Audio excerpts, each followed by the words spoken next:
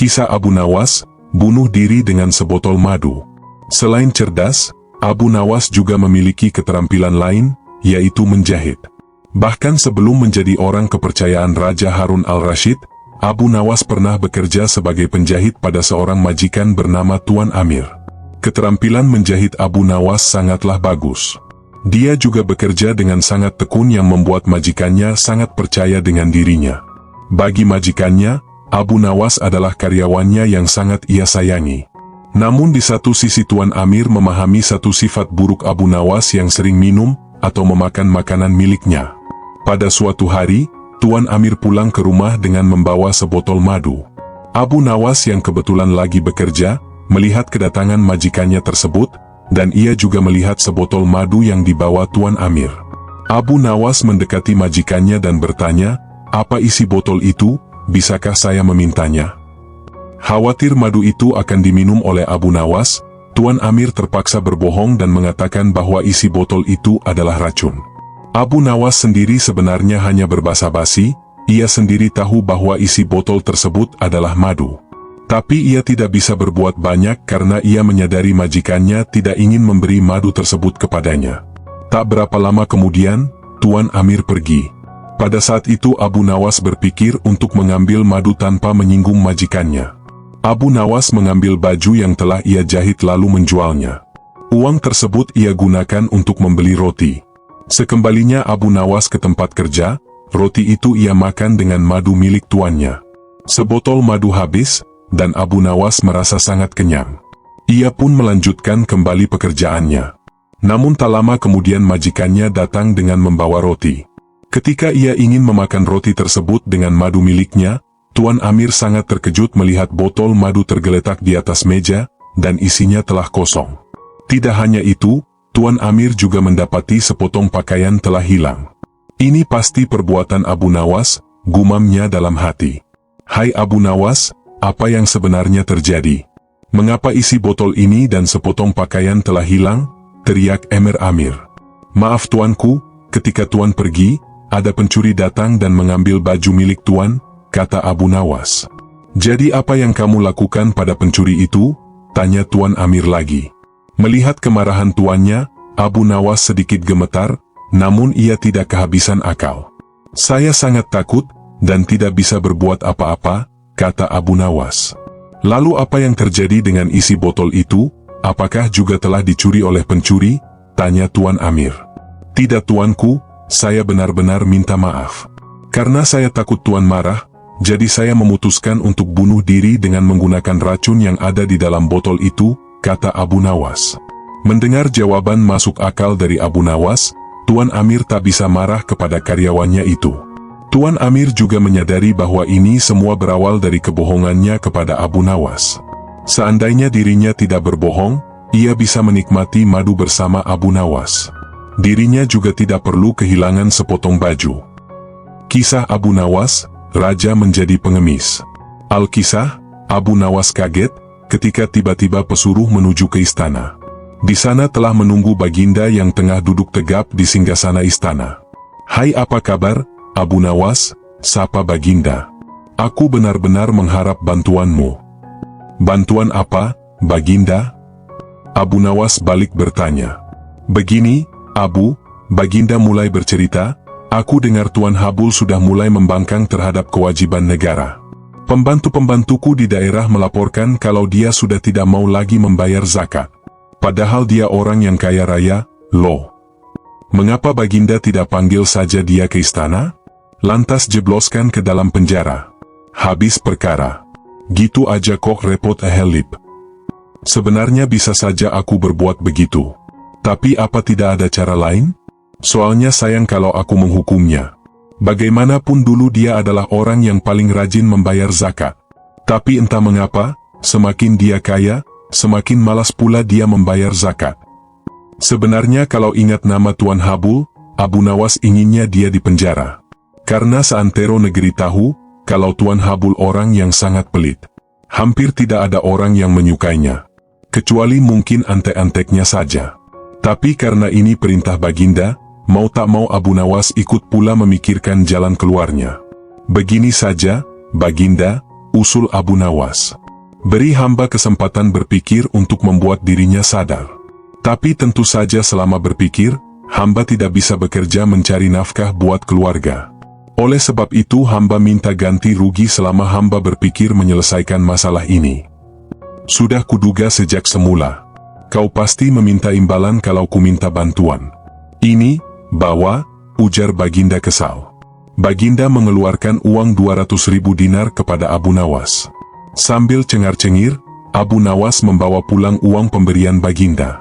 Seminggu kemudian Abu Nawas datang ke istana. Dia datang dengan segudang rencana yang telah disusunnya. Bagaimana, Abu Nawas? Sudah ketemu jalan keluarnya? Tanya Baginda. Beres, Baginda. Cuma caranya Baginda dan saya harus menyamar jadi pengemis. Apakah Baginda bersedia? Semula Baginda agak kaget juga mendengar usul Abu Nawas. Tapi karena keinginan kuat menyadarkan Tuan Habul, Baginda akhirnya bersedia. Dengan menyamar jadi pengemis, Abu Nawas dan Baginda datang ke rumah Tuan Habul. Pucuk dicinta ulam tiba, Tuan Habul sedang ada di rumah. Abu Nawas pun segera uluk salam. Selamat pagi, Tuan. Kami ini pengemis. Apakah Tuan ada sedikit uang receh? Tidak ada, jawab Tuan Habul dengan angkuh. Kalau begitu, apakah Tuan punya pecahan roti kering sekadar untuk mengganjar perut kami yang sedang lapar? Tidak ada. Kalau begitu, kami minta air putih saja. Tidak banyak, masing-masing 1 gelas saja. Sudah kubilang sedari tadi aku tidak punya apa-apa. Tuan Habul mulai tidak bisa menahan emosinya. Dan rupanya jawaban ini yang ditunggu-tunggu Abu Nawas. Kalau Tuan tidak punya apa-apa, cetus Abu Nawas, mengapa Tuan tidak ikut kami saja jadi pengemis? Wajah Tuan Habul pucat pasi mendengar cetusan Abu Nawas. Rasa marah, tersinggung dan terhina bercampur aduk menjadi satu. Tapi, belum sempat kesadaran Tuan Habul pulih, Abu Nawas dan Baginda segera membuka kedoknya. Bagaimana, Habul? Kali ini giliran Baginda yang berbicara, mau pilih jadi orang kaya atau menjadi orang yang tidak punya apa-apa? Kalau pilih jadi orang yang tidak punya apa-apa, ya ikut saja Abu Nawas mengemis dari rumah ke rumah. Tapi kalau pilih menjadi orang kaya, ya jangan lupa membayar zakatnya. Bukan begitu, Habul? Mendengar penuturan Baginda, Tuan Habul terdiam 1000 bahasa. Dia merasa sangat malu. Sedang Abu Nawas hanya cengengesan menyaksikan kejadian itu. Enak saja Baginda menyuruhku jadi pengemis, gumam Abu Nawas sambil mengumpat dalam hati. Apa boleh buat, zakat kewajiban bagi yang mampu untuk menunaikannya. Kisah Abu Nawas, tipuan dibalas tipuan. Suatu ketika diceritakan, karena kesulitan uang, Abu Nawas memutuskan untuk menjual keledai kesayangannya. Keledai itu merupakan kendaraan Abu Nawas satu-satunya. Sebenarnya ia tidak tega untuk menjualnya. Tetapi keluarga Abu Nawas amat membutuhkan uang. Dan istrinya setuju. Keesokan harinya Abu Nawas membawa keledai ke pasar. Abu Nawas tidak tahu kalau ada sekelompok pencuri yang terdiri dari 4 orang telah mengetahui keadaan dan rencana Abu Nawas. Mereka sepakat akan memperdaya Abu Nawas. Rencana pun mulai mereka susun. Ketika Abu Nawas beristirahat di bawah pohon, salah seorang mendekat dan berkata, "Apakah engkau akan menjual kambingmu?" Tentu saja Abu Nawas terperanjat mendengar pertanyaan yang begitu tiba-tiba. "Ini bukan kambing," kata Abu Nawas. "Kalau bukan kambing, lalu apa?" tanya pencuri itu selanjutnya. "Keledai," kata Abu Nawas. "Kalau engkau yakin itu keledai, jual saja ke pasar dan tanyakan pada mereka," kata komplotan pencuri itu sambil berlalu. Abu Nawas tidak terpengaruh. Kemudian ia meneruskan perjalanannya. Ketika Abu Nawas sedang menunggang keledai, pencuri kedua menghampirinya dan berkata, "Mengapa kau menunggang kambing?" "Ini bukan kambing tapi keledai." "Kalau itu keledai aku tidak bertanya seperti itu, dasar orang aneh. Kambing kok dikatakan keledai." "Kalau ini kambing aku tidak akan menungganginya," jawab Abu Nawas tanpa ragu. "Kalau engkau tidak percaya, pergilah ke pasar dan tanyakan pada orang-orang di sana," kata pencuri kedua sambil berlalu. Abu Nawas belum terpengaruh dan ia tetap berjalan menuju pasar. Pencuri ketiga datang menghampiri Abu Nawas, "Hai Abu Nawas, akan kau bawa kemana kambing itu?" Kali ini Abu Nawas tidak segera menjawab. Ia mulai ragu, sudah 3 orang mengatakan kalau hewan yang dibawanya adalah kambing. Pencuri ketiga tidak menyia-nyiakan kesempatan. Ia makin merecoki otak Abu Nawas. "Sudahlah, biarpun kau bersikeras hewan itu adalah keledai, nyatanya itu adalah kambing, kambing." Abu Nawas berhenti sejenak untuk beristirahat di bawah pohon. Pencuri keempat melaksanakan strategi busuknya. Ia duduk di samping Abu Nawas dan mengajak tokoh cerdik ini untuk berbincang-bincang. "Aha, bagus sekali kambingmu ini," pencuri keempat membuka percakapan. "Kau juga yakin ini kambing?" tanya Abu Nawas. "Loh? Ya jelas sekali kalau hewan ini adalah kambing. Kalau boleh aku ingin membelinya." "Berapa kau mau membayarnya?" 3 dirham. Abu Nawas setuju. Setelah menerima uang dari pencuri keempat, kemudian Abu Nawas langsung pulang. Setiba di rumah, Abu Nawas dimarahi istrinya. "Jadi keledai itu hanya engkau jual 3 dirham lantaran mereka mengatakan bahwa keledai itu kambing?" Abu Nawas tidak bisa menjawab. Ia hanya mendengarkan ocehan istrinya dengan setia sambil menahan rasa dongkol. Kini ia baru menyadari kalau sudah diperdayai oleh komplotan pencuri yang menggoyahkan akal sehatnya. Abu Nawas merencanakan sesuatu. Ia pergi ke hutan mencari sebatang kayu untuk dijadikan sebuah tongkat yang nantinya bisa menghasilkan uang. Rencana Abu Nawas ternyata berjalan lancar. Hampir semua orang membicarakan keajaiban tongkat Abu Nawas.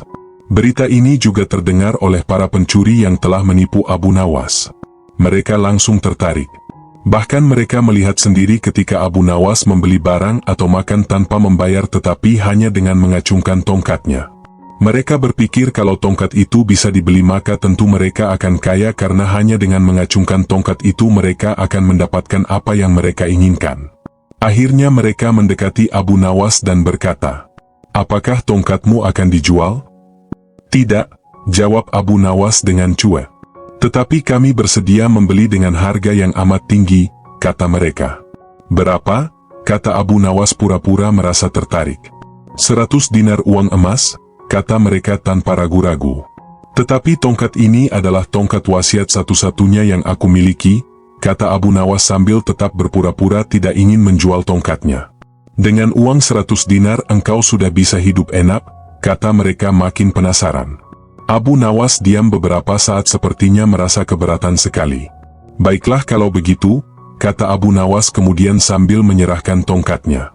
Setelah menerima 100 dinar uang emas, Abu Nawas segera melesat pulang.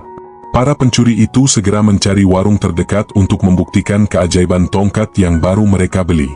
Seusai makan mereka mengacungkan tongkat itu kepada pemilik kedai. Tentu saja pemilik kedai marah. "Apa maksudmu mengacungkan tongkat itu padaku? Bukankah Abu Nawas juga mengacungkan tongkat ini dan engkau membebaskannya?" tanya para pencuri itu. "Benar. Tetapi engkau harus tahu bahwa Abu Nawas menitipkan sejumlah uang kepadaku sebelum makan di sini." "Gila. Ternyata kita tidak mendapat keuntungan sama sekali menipu Abu Nawas. Kita malah rugi besar," umpat para pencuri dengan rasa dongkol. Kisah Abu Nawas, menaklukkan monyet pintar. Suatu hari Abu Nawas keliling kota untuk memastikan kesejahteraan rakyat atas permintaan sang raja. Saat itu dia menemukan pertunjukan monyet. Sang pemilik monyet memberinya tantangan untuk membuat si monyet untuk menganggukkan kepalanya. Pagi itu, Abu Nawas menerima surat dari raja. Dia diminta untuk menyelidiki kondisi rakyatnya. Raja Harun ar-Rasyid terkenal sebagai raja yang bijaksana. Meskipun saat itu laporan dari menterinya rakyat dalam kondisi baik dan sejahtera, dia tetap membentuk tim khusus untuk melihat kebenaran laporan tersebut. Abu Nawas merupakan tim yang ditunjuk oleh raja. Sore harinya Abu Nawas menyisir kota untuk melihat kondisi rakyat. Saat itu dia tidak menemukan sesuatu yang aneh karena memang perekonomian rakyat sedang baik. Namun, saat dia melewati sebuah kawasan yang biasa digunakan oleh masyarakat untuk mengadakan hajatan, tiba-tiba langkah kakinya terhenti. Dia melihat begitu banyak penduduk yang berkerumun. Abu Nawas pun melangkah menuju kerumunan tersebut. Ternyata ada si Fulan, tetangganya yang saat itu sedang berada di antara kerumunan. Setelah saling menyapa, Abu Nawas pun bertanya ada apa gerangan yang terjadi.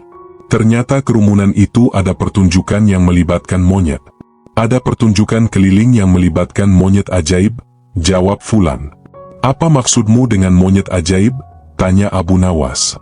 Monyet tersebut bisa mengerti bahasa manusia dan yang lebih menakjubkan lagi, monyet itu hanya mau tunduk kepada pemiliknya saja, jelas teman Abu Nawas itu.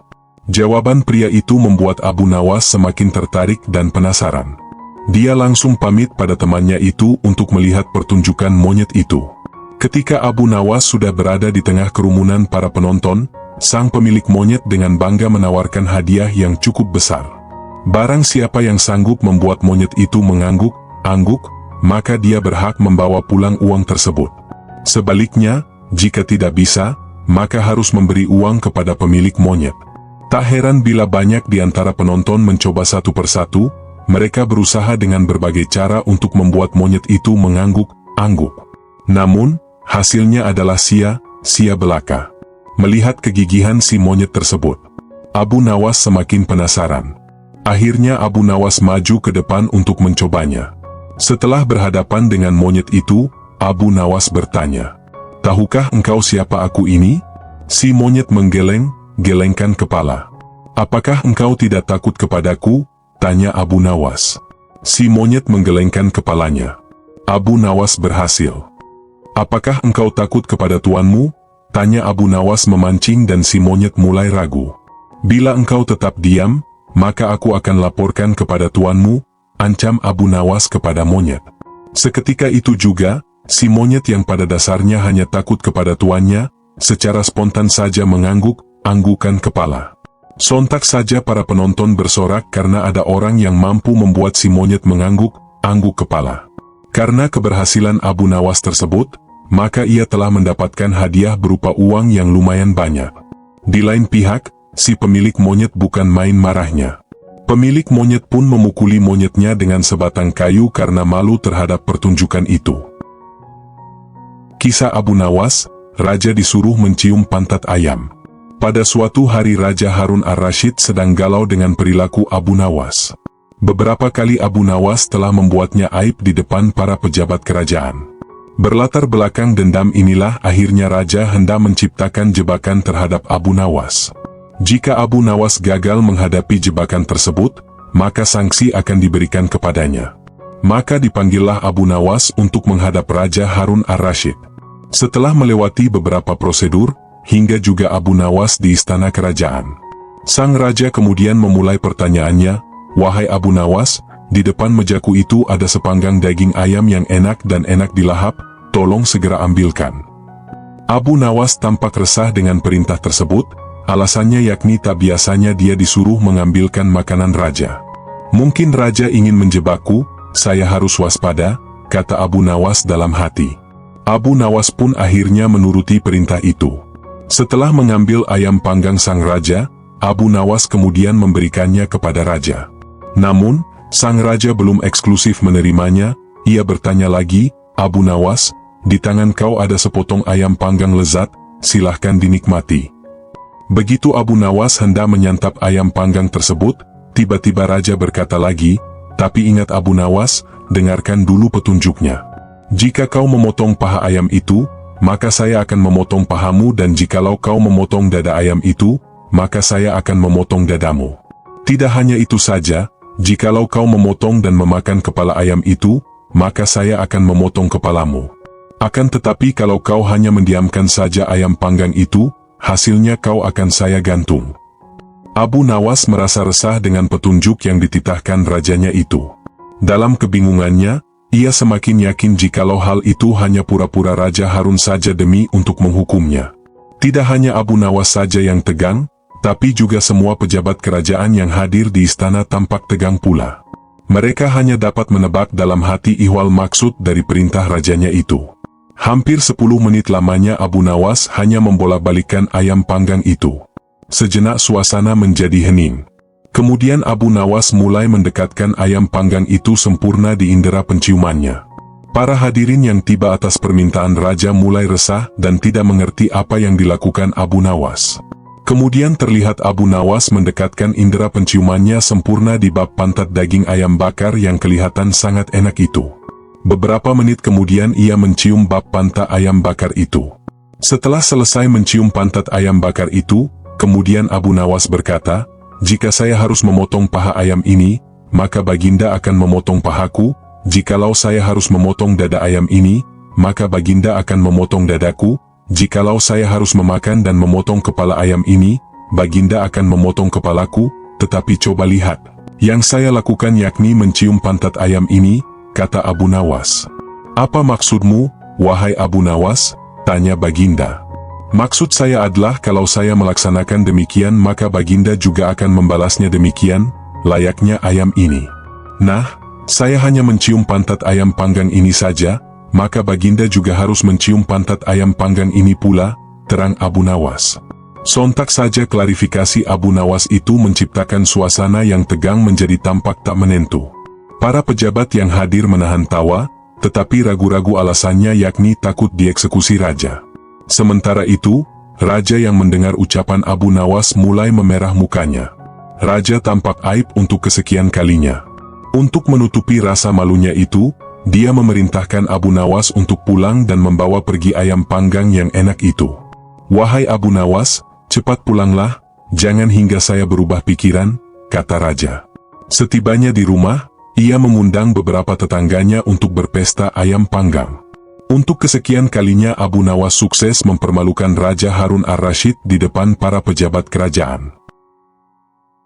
Kisah Abu Nawas, diselamatkan keledai dari hukuman raja.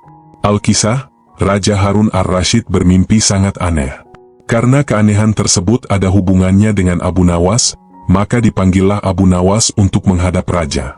Setelah bertatap muka, raja berkata, "Tadi malam aku bermimpi bertemu dengan laki-laki yang sudah teramat tua.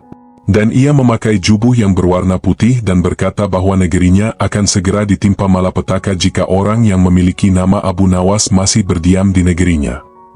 "Mimpi yang sangat aneh, Paduka," kata Abu Nawas menyela. Terus orang tua itu bilang bahwa Abu Nawas harus segera diusir dari negeri karena selalu membawa kesialan. Dia boleh kembali asalkan tidak boleh berjalan kaki, merangkak, melompat, berlari, menunggang keledai atau tunggangan yang lain, ujar raja. Akhirnya Abu Nawas tunduk dan patuh dengan titah rajanya. Dengan bekal secukupnya, Abu Nawas mulai menaiki keledainya, meninggalkan istri dan anaknya. Di dalam perjalanan, Abu Nawas merasa sangat rindu dengan keluarganya. Dia berpikir keras untuk menemukan jalan keluarnya. Semoga saja Allah Subhanahu wa Ta'ala memberikan petunjuk sehingga bisa terlepas dari pengasingan dan bisa berkumpul lagi dengan keluarganya. Sudah setengah bulan lamanya, Abu Nawas melakukan tahajud dan berpikir mencari solusi yang tepat, namun belum juga menemukan. Kisah Abu Nawas, memenjarakan angin. Al-Kisah. Abu Nawas kaget bukan main saat seorang utusan Baginda Raja datang ke rumahnya. Ia diharuskan menghadap Baginda secepatnya. Pikiran Abu Nawas bertanya-tanya, permainan apalagi yang akan dihadapi kali ini. Setelah tiba di istana, Baginda Raja menyambut Abu Nawas dengan sebuah senyuman. "Ger langsung tuh Abu Nawas. Akhir-akhir ini aku sering mendapat gangguan perut.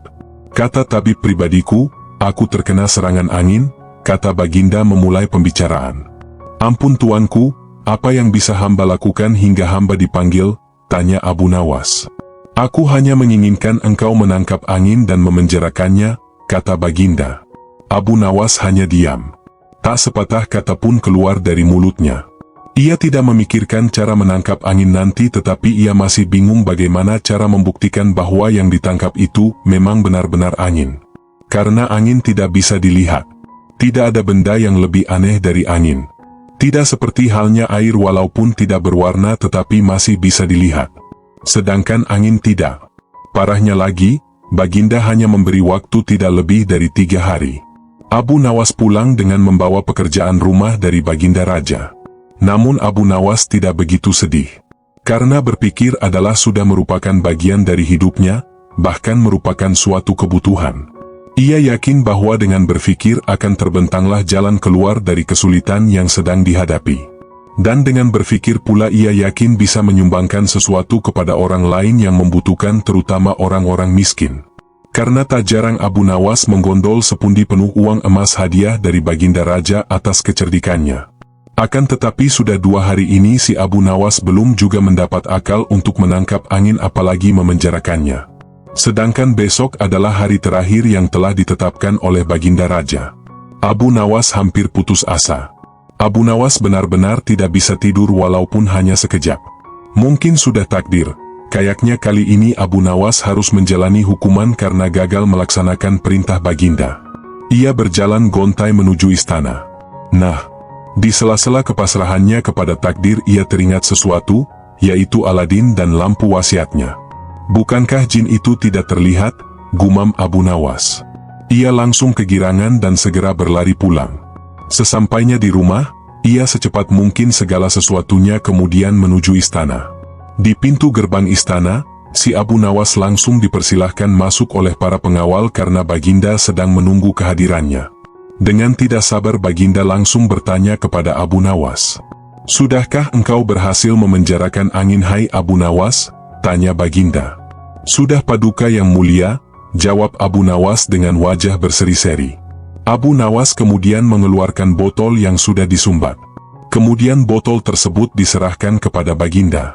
Baginda Raja menimang-nimang botol itu sebelum bertanya lebih lanjut. "Mana angin itu hai Abu Nawas?" tanya Baginda. "Di dalam, Tuanku yang mulia," jawab Abu Nawas. "Aku tak melihat apa-apa," kata Baginda.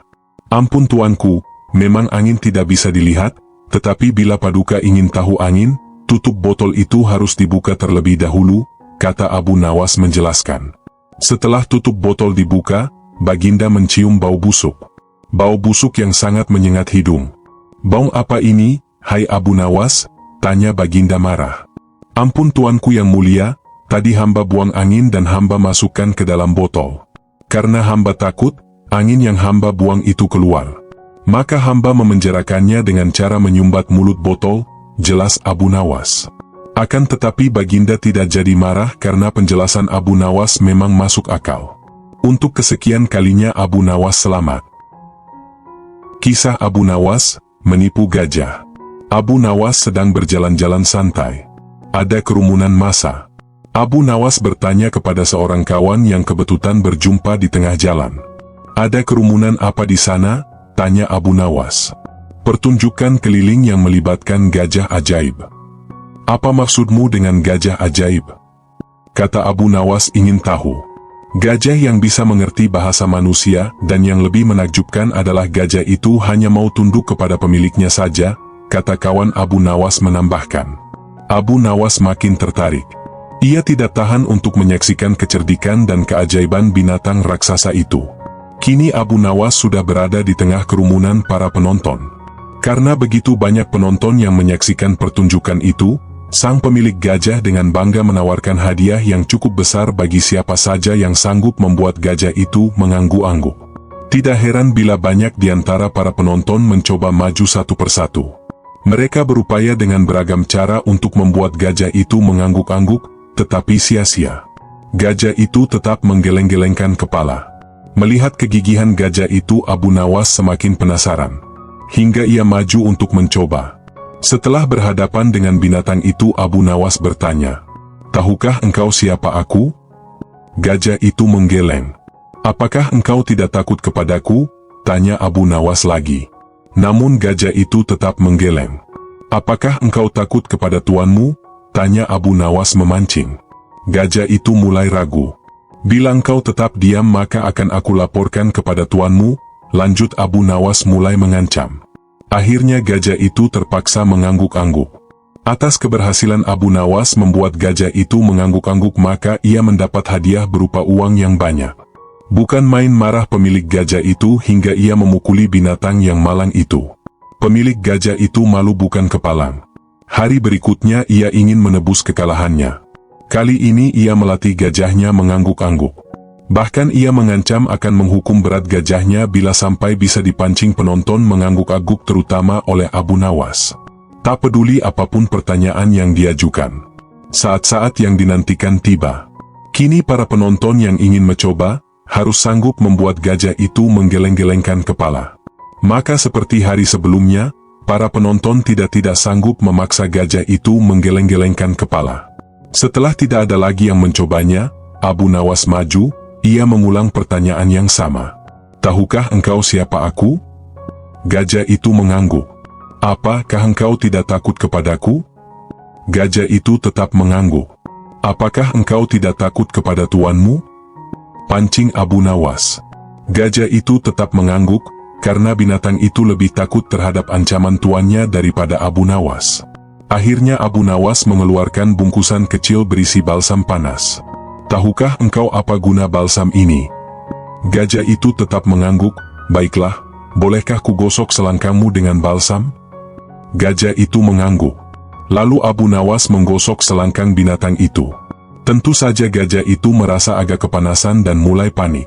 Kemudian Abu Nawas mengeluarkan bungkusan yang cukup besar. Bungkusan itu juga berisi balsam. "Maukah engkau bila balsam ini kuhabiskan untuk menggosok selangkangmu?" Abu Nawas mulai mengancam. Gajah itu mulai ketakutan. Dan rupanya ia lupa ancaman tuannya sehingga ia terpaksa menggeleng-gelengkan kepala sambil mundur beberapa langkah. Abu Nawas dengan kecerdikan dan akalnya yang licin mampu memenangkan sayembara meruntuhkan kegigihan gajah yang dianggap cerdik. Kisah Abu Nawas, duduk di singgasana raja. Kecerdikan akal dan pikiran Abu Nawas sudah tersebar di seluruh penjuru kerajaan yang dipimpin oleh Raja Harun ar-Rasyid. Bahkan raja sendiri pun mengakui kehebatan Abu Nawas hingga mengajaknya tinggal di istana. Raja Harun telah memberikan kebebasan kepada Abu Nawas untuk keluar masuk istana tanpa prosedur yang berbelit. Dengan hadirnya Abu Nawas di istana, maka raja dapat setiap saat meminta pertimbangan, pendapat kepada Abu Nawas dalam setiap keputusannya, sebagai penasehat kerajaan. Namun, tampaknya kali ini Abu Nawas mulai bosan tinggal di istana, ia tidak terbiasa dengan hidup berfoya-foya. Meskipun semua yang diinginkan selalu tersedia, namun Abu Nawas memilih ingin tinggal di luar istana, ia rindu sekali untuk menggarap sawah dan merawat hewan ternaknya. Dari sinilah kemudian muncul dalam pikiran Abu Nawas untuk keluar dari istana. Diputarlah otaknya untuk mencari alasan agar ia bisa keluar. Setelah semalaman dipikirkan, Abu Nawas menemukan cara jitu untuk keluar dari lingkungan istana. Pada keesokan harinya, ia sengaja bangun pagi-pagi sekali kemudian pergi ke ruang utama istana. Saat itu suasana masih sepi, hanya terdapat beberapa pengawal. Raja Harun sendiri masih terbaring di tempat tidurnya. Pada saat Abu Nawas itulah Abu Nawas mendekati singgasana raja dan mendudukinya. Tak hanya itu saja, Abu Nawas juga mengangkat kaki dan menyilangkan salah satu kakinya seolah-olah dialah rajanya. Melihat kejadian itu, beberapa pengawal kerajaan terpaksa mengangkap Abu Nawas. Mereka menilai bahwa siapapun tidak berhak duduk di singgasana raja kecuali Raja Harun sendiri. Barang siapa yang menempati tahta raja, termasuk dalam kejahatan yang besar dan hukuman mati yang diberikan. Para pengawal menangkap Abu Nawas kemudian menyeretnya turun dari tahta dan memukulinya. Mendengar teriakan Abu Nawas yang kesakitan, raja menjadi terbangun dan menghampirinya. "Wahai pengawal, apa yang kalian lakukan?" tanya raja. "Ampun Baginda, Abu Nawas telah lancang duduk di singgasana paduka, kami terpaksa menyeret dan memukulinya," jawab salah seorang pengawal. Sesaat setelah itu, Abu Nawas tiba-tiba saja menangis. Tangisannya sengaja ia buat kencang sekali sehingga banyak menyita perhatian penduduk istana lainnya. "Benarkah yang dikatakan pengawal itu wahai Abu Nawas?" kata Raja Harun. "Benar paduka," jawab Abu Nawas. Raja sangat terkejut dengan penuturan Abu Nawas itu. Jika sesuai peraturan yang ada, Abu Nawas akan dikenai hukuman mati. Namun, Raja Harun tak sampai hati melaksanakannya mengingat begitu banyak jasa yang diberikan Abu Nawas kepada kerajaan. "Sudahlah, tak usah menangis. Jangan khawatir, aku tidak akan menghukummu. Cepat hapus air matamu," ucap sangat raja. "Wahai Baginda, bukan pukulan mereka yang membuatku menangis, aku menangis karena kasihan terhadap paduka," kata Abu Nawas yang membuat raja tercengang oleh ucapan itu. "Engkau mengasihaniku?" tanya Raja Harun. "Mengapa engkau harus menagisiku?" kata raja lagi. Abu Nawas menjawab, "Wahai raja, aku cuma duduk di tahtamu sekali, tapi mereka telah memukuliku dengan begitu keras. Apalagi paduka telah menduduki tahta selama 20 tahun. Pukulan seperti apa yang akan Paduka terima? Aku menangis karena memikirkan nasib Paduka yang malang, jawab Abu Nawas. Jawaban itu membuat raja tak bisa berbuat apa-apa. Ia tak menyangka Abu Nawas menjual harga dirinya di depan banyak pengawal. Oleh karena itu, Raja Harun hanya menghukum Abu Nawas untuk dikeluarkan dari istana. Baiklah jika demikian, mulai detik ini kamu harus keluar dari istanaku, kata raja sedikit geram. Terima kasih Paduka, memang itulah yang saya kehendaki, balas Abu Nawas sambil menyalami Raja Harun untuk kemudian pamit keluar dari istana. Kisah Abu Nawas difitnah mencuri. Pada suatu hari, si Fulan datang ke istana Raja Harun ar-Rasyid. Dia ini diam-diam memendam rasa dendam kepada Abu Nawas. Setelah bertemu dengan raja, maka ia pun menceritakan perihal maksud kedatangannya. Yang mulia, aku ingin melaporkan perbuatan buruk salah satu orang kepercayaan Anda, kata si Fulan. Siapakah dia dan apa yang telah diperbuatnya? Tanya raja. Dia adalah orang kepercayaan Paduka, yaitu Abu Nawas. Dia telah melakukan perbuatan keji, yaitu mencuri kalung emas saya, jawab si Fulan. Raja pun terkejut, dan meminta si Fulan menceritakan kronologisnya. Begini yang mulia, sepertinya Abu Nawas sudah lama mengincar kalung emas saya. Awalnya ia ingin membeli kalung tersebut, namun hamba tidak ingin menjualnya, terang si Fulan. Mendengar hasutan orang tersebut, Abu Nawas pun langsung dipanggil ke istana. Sesampainya di istana, raja memerintahkan prajurit untuk memenjarakan Abu Nawas. Tunggu sebentar Paduka, sebenarnya ini ada apa hingga pada begitu marah kepada saya, bela Abu Nawas sembari kebingungan. Mendengar ucapan Abu Nawas tersebut, raja langsung murka. Berani sekali kamu bertanya seperti itu, bukankah kamu sudah mencuri kalung si Fulan? Bentak raja sambil menunjuk si Fulan yang tak jauh dari raja. Tidak Paduka, untuk apa saya mencuri kalungnya? Bantah Abu Nawas. Abu Nawas mulai sadar bahwa dirinya telah difitnah. Buktinya, orang ini membawa selendang milikmu, dan aku pernah melihatmu memakainya, kata raja. Abu Nawas memang pemilik selendang tersebut, namun sudah 2 hari lamanya selendang tersebut hilang dicuri oleh seseorang. Dia sudah mencoba menjelaskan beberapa kali sampai lama, namun kayaknya usahanya sia-sia saja. Kisah Abu Nawas menjadi tabib handal. Secara tak terduga, pangeran yang menjadi putra mahkota daulat menderita sakit. Sudah banyak tabib yang didatangkan untuk memeriksa dan mengobatinya. Akhirnya, Baginda Khalifah Harun al-Rasyid mengadakan sayembara yang boleh diikuti oleh semua lapisan masyarakat, termasuk dari negeri tetangga. Sayembara yang menyediakan hadiah menggiurkan itu, dalam waktu beberapa hari saja mampu menyerap ratusan peserta. Namun tidak ada satupun dari mereka yang berhasil mengobati penyakit yang diderita oleh putra mahkota. Abu Nawas sebagai sahabat dekat Baginda Harun al-Rasyid menawarkan jasa baik untuk mengobati, menyembuhkan putra mahkota. Baginda Khalifah Harun al-Rasyid menerima usul itu, namun dengan harap-harap cemas. Abu Nawas pun juga menyadari kalau dirinya bukan tabib, karena itu ia tak membawa peralatan apa-apa. Para tabib yang ada di istana tercengang melihat Abu Nawas datang tanpa membawa peralatan yang biasa dibawa oleh seorang tabib. Mereka pun berpikir dan meragukan kemampuan Abu Nawas dalam mengobati. Mungkin orang seperti Abu Nawas yang bukan tabib mampu mengobati, sedangkan para tabib terkenal yang membawa peralatan serba lengkap saja tidak mampu mengobati, bahkan mendeteksi penyakitnya pun tidak terlacak, tanya salah satu tabib yang sejak tadi memperhatikan tingkah laku Abu Nawas. Abu Nawas yang merasa menjadi pusat perhatian, tidak begitu memperdulikannya. Baginda Khalifah Harun al-Rasyid mempersilahkan Abu Nawas masuk bilik putra mahkota yang sedang berbaring sakit. Ia menghampiri pangeran dan duduk di sampingnya. Cukup lama Abu Nawas dan putra mahkota saling berpandangan dan memperhatikan. Mereka seperti orang tidak kenal saja. Tidak ada kata-kata yang keluar dari insan yang saling berpandangan lantaran keheranan. Kemudian Abu Nawas keluar dari bilik itu menuju dekat tempat duduk Baginda. Saya membutuhkan seorang tua yang di masa mudanya sering berkelana ke berbagai pelosok negeri, kata Abu Nawas dengan muka serius. Orang yang diinginkan Abu Nawas pun akhirnya didatangkan. Orang itu sudah malang melintang sebagai seorang pengelana. Abu Nawas sesaat memandangi lelaki itu seperti seorang polisi yang menginterogasi penjahat. Kemudian Abu Nawas mengajak orang itu masuk ke bilik sang putera mahkota. "Tolong sebutkan satu persatu nama-nama desa di daerah selatan," pinta Abu Nawas.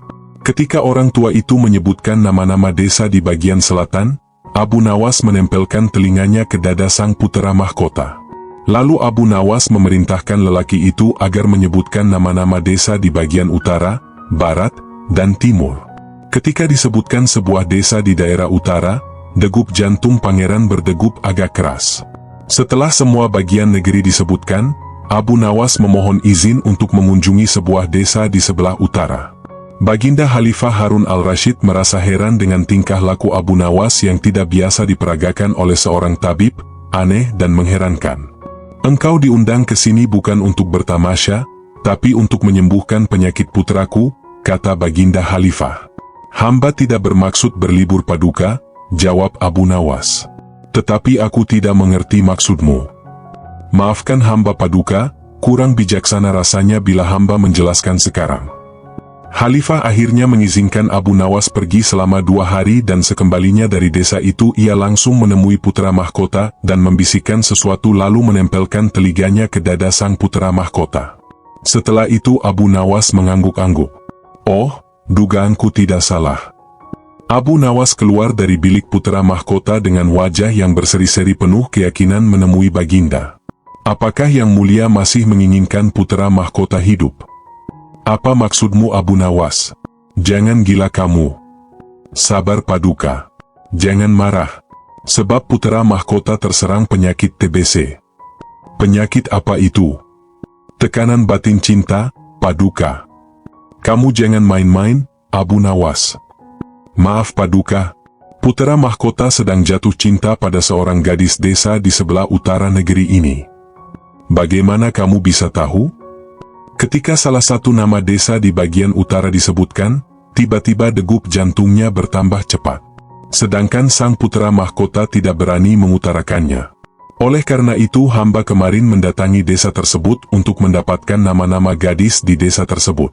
Dan ketika salah satu nama gadis kusebutkan, degup jantung sang pangeran semakin berdetak kencang. "Lalu apa yang harus aku lakukan?" "Mengawinkannya sang pangeran dengan gadis itu." "Kalau tidak dikawinkan?" "Cinta itu buta.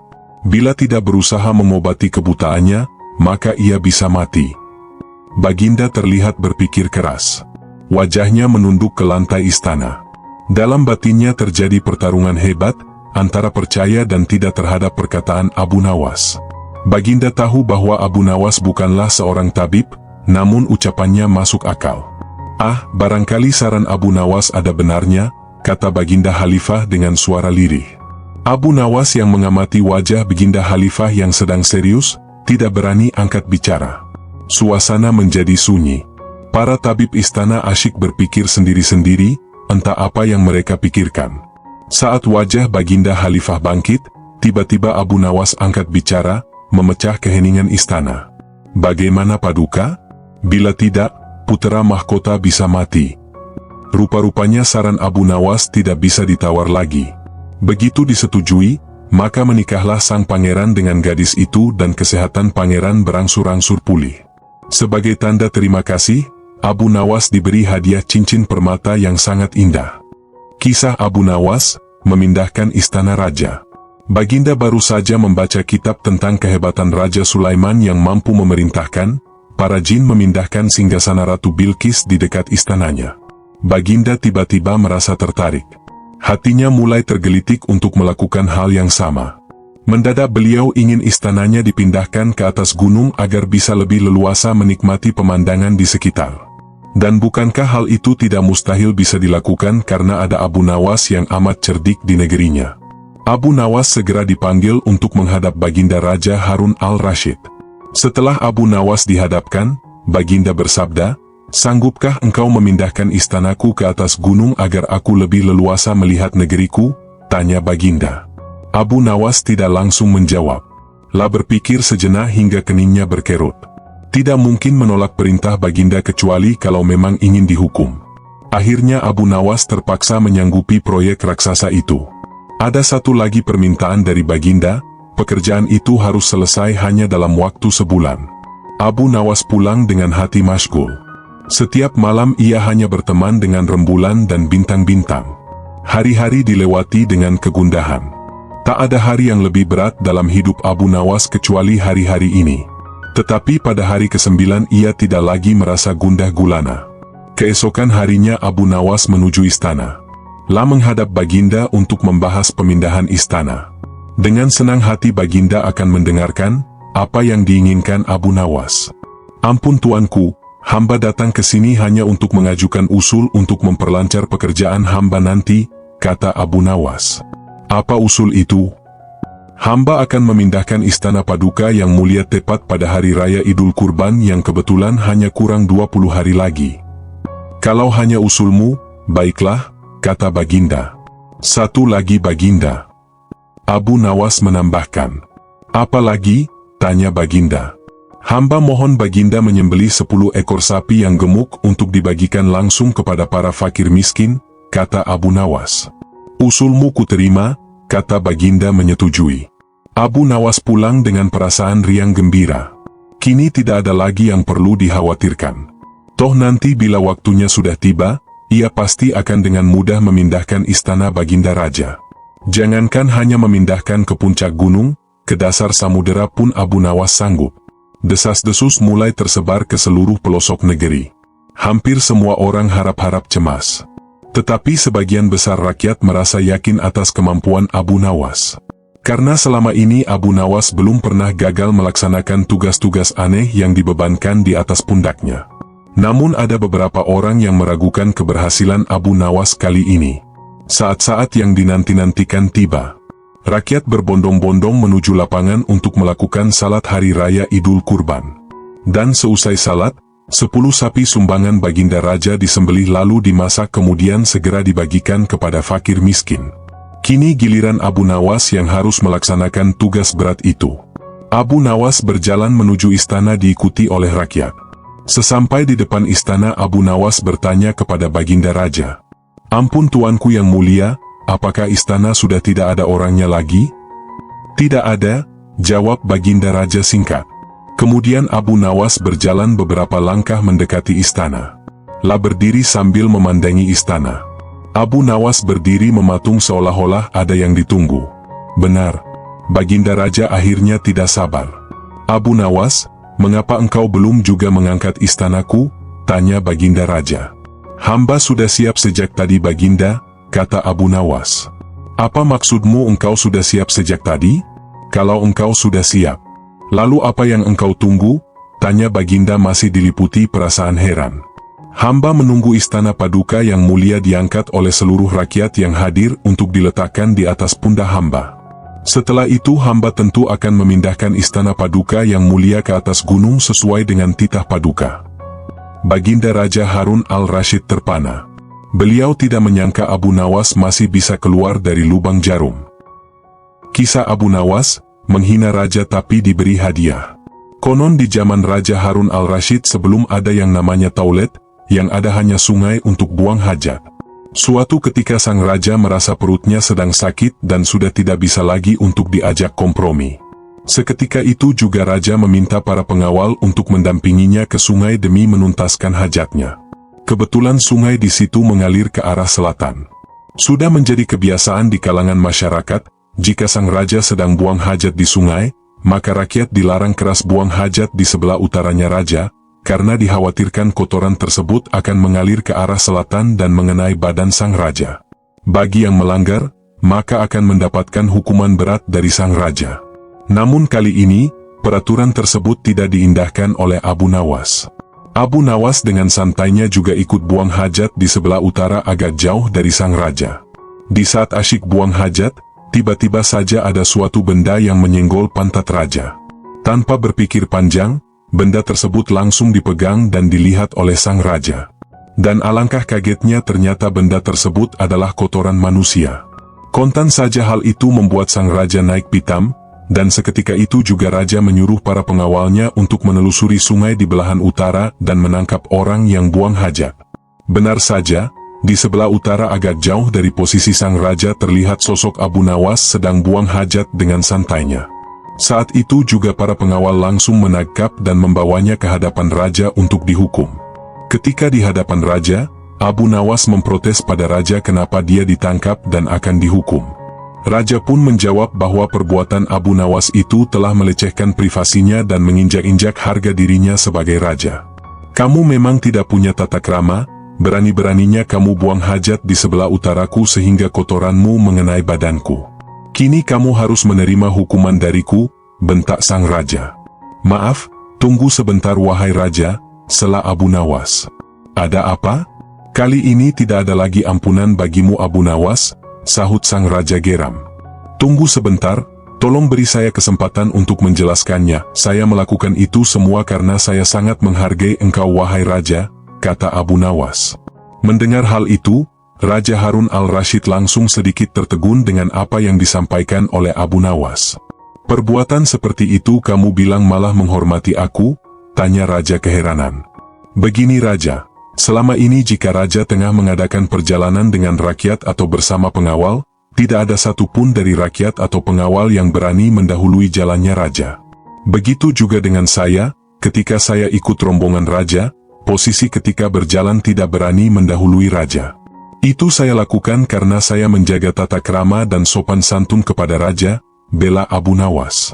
Ya bagus, tapi apa hubungannya dengan perbuatanmu sekarang ini? Tanya raja. Begini raja, saya menghormati engkau tidak setengah-setengah. Ketika saya buang hajat, saya memilih di sebelah utara raja dan hal ini saya lakukan karena saya khawatir jika di sebelah selatan raja, maka nanti kotoran saya tidak sopan kepada kotoran raja karena sudah berani berjalan mendahului kotoran raja. Ini semua saya lakukan demi tata krama saya kepada kotoran raja, jelas Abu Nawas. Mendengar penjelasan Abu Nawas, raja pun tersenyum.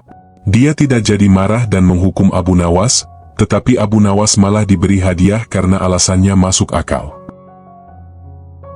Kisah Abu Nawas, menembus hujan lebat. Al-Kisah. Abu Nawas pernah menghancurkan barang-barang di istana tanpa bisa dicegah baginda raja. Keinginan raja untuk menangkap Abu Nawas dan menjebloskannya ke penjara begitu besar. Maka dibuatlah perintah agar Abu Nawas bisa dipersalahkan. Maka baginda mengajak Abu Nawas berburu beruang. Abu Nawas tak berani menolak meskipun ia sangat takut pada beruang. Setelah persiapan dibuat, perburuan pun dimulai. Namun perjalanan menuju hutan itu rasa-rasanya akan terhalang karena tiba-tiba cuaca berubah mendung. Baginda raja pun memanggil Abu Nawas. Tahukah engkau mengapa kupanggil menghadap? Tanya baginda tanpa senyum. Ampun baginda, hamba belum tahu. Sebentar lagi akan turun hujan tapi hutan masih jauh. Apapun yang terjadi, nanti saat tiba waktunya santap siang kita harus berkumpul di peristirahatanku. Nah, demi kelancaran perjalanan, sekarang kita berpencar. Ingat, jangan sampai menghadiri santap siang dengan baju basah.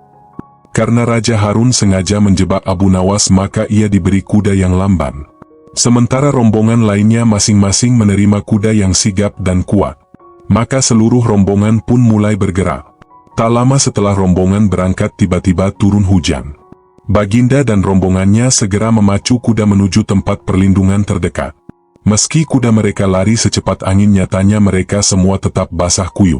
Ketika waktu santap siang tiba baginda pun segera menuju tempat peristirahatan dengan baju basahnya. Sebelum baju baginda dan para pengawalnya mengering tiba-tiba Abu Nawas datang menyusul dengan kudanya. Baju Abu Nawas tak tampak basah, padahal kuda-kuda tercepat pun tak bisa menghindari hujan sederas itu. Raja Harun pun dibuat makin penasaran. Demi dapat mengalahkan Abu Nawas, pada perburuan hari kedua baginda raja menukarkan kudanya dengan yang lamban. Sementara Abu Nawas kini memperoleh kuda yang mampu berlari cepat. Seperti sudah diduga sebelumnya, hujan turun lagi menghadang perjalanan para pemburu. Baginda dan para pengawal pun kontan basah kuyup karena kuda mereka memang tak bisa berlari kencang. Dan ketika tiba waktu untuk santap siang, Abu Nawas sudah berada di tempat peristirahatan menunggu kedatangan baginda dan para pengawal. Saat mendatangi tempat makan, baginda raja keheranan menemukan Abu Nawas sudah santai dengan pakaiannya yang kering. Terus terang saja, sebenarnya bagaimana caramu menghindari hujan? Tanya baginda. Caranya mudah saja, tuanku yang mulia, kata Abu Nawas sambil tersenyum. Baik kemarin maupun hari ini, hamba sebenarnya tidak bisa menghindar dari hujan. Rahasianya, begitu hujan turun hamba langsung melepas pakaian dan melipatnya. Hamba menduduki pakaian ini agar tak kehujanan. Jadi hamba menembus hujan tanpa berpakaian. Mau tak mau Raja Harun al-Rasyid tersenyum mengakui kecerdikan Abu Nawas. Kisah Abu Nawas, harga untuk Raja Harun al-Rasyid. Pada suatu malam yang temarang disinari rembulan, Raja Harun al-Rasyid ingin makan malam bersama Abu Nawas. Maka diutuslah pengawal untuk menjemput Abu Nawas di kediamannya. Tak lama kemudian, Abu Nawas yang berpakaian sederhana itu tiba di istana dengan pebuh keceriaan karena akan bersantap ria dengan rajanya. Begitu mengetahui kedatangan Abu Nawas, Raja nampak antusias sekali. Maka diajaklah Abu Nawas untuk berbincang di sebuah ruangan yang di dalamnya telah tersedia aneka makanan sebagai jamuan. Makanan-makanan yang tersaji terlihat cukup lezat nan lezat. Belum lagi ada minuman yang terlihat begitu segar. Melihat makanan yang ada di depannya, Abu Nawas sudah tak sabar lagi ingin menyantap makanan-makanan tersebut karena dia memang dari rumah belum makan sama sekali. Abu Nawas masih menunggu agar Raja mempersilahkan. Begitu Raja mempersilahkan, langsung saja Abu Nawas menyantap dengan lahap hidangan yang ada di depannya. Sementara itu, Raja sangat semangat sekali menceritakan tentang kerajaan dan kekuatannya. Namun Abu Awas nampaknya tak terlalu fokus dengan apa yang dibicarakan oleh rajanya. Dia masih sibuk dan fokus untuk mengisi isi perutnya sambil memanjakan lidahnya karena peristiwa seperti ini jarang terjadi. Selang beberapa lama, Raja Harun al-Rasyid masih saja antusias dengan apa yang dipikirkannya. Raja bercerita kepada Abu Nawas dengan luasnya wilayah yang telah dipimpinnya selama ini. Tak lama kemudian, tiba-tiba saja sang Raja bertanya kepada Abu Nawas. "Wahai Abu Nawas, berapakah harga diriku ini?" tanya Raja. Abu Nawas yang sedang asyik makan, nampak tertegun sejenak.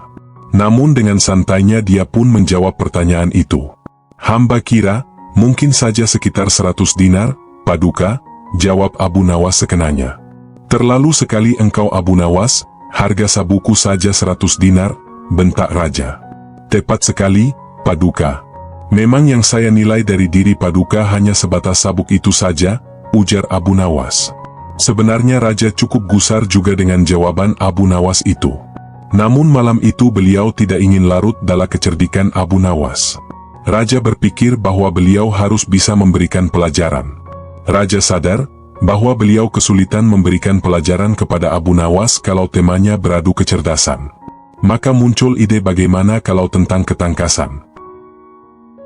Kisah Abu Nawas, kejujuran Abu Nawas diuji jin.